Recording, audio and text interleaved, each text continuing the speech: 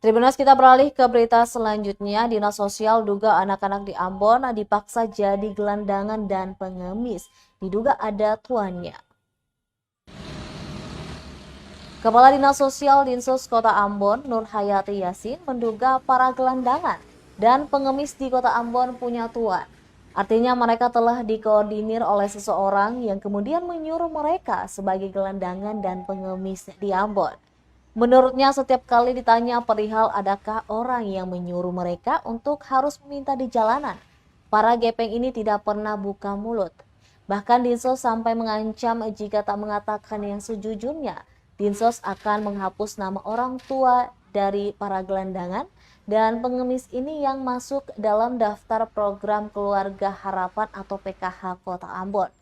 Untuk memastikan hal itu, Dinsos akan berupaya agar bisa memiliki bukti.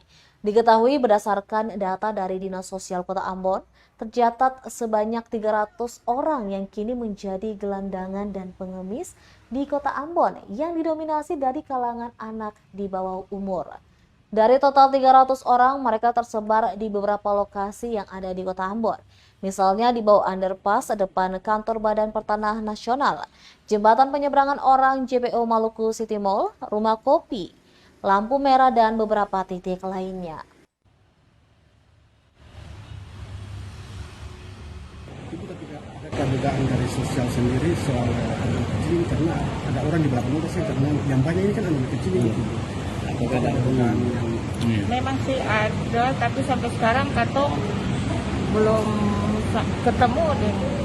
Karena anak-anak ini semua tutup mulut. Katong sampai ancam, ada kan yang anak-anak itu orang tuanya penerima PKH.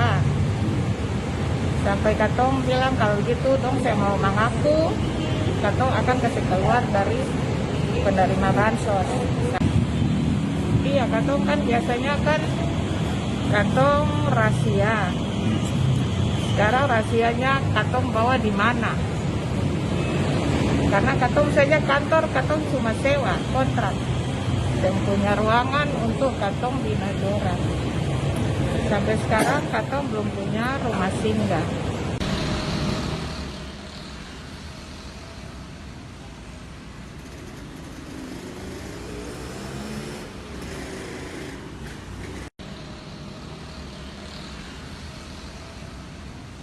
Terima kasih sudah nonton. Jangan lupa like, subscribe, dan share ya.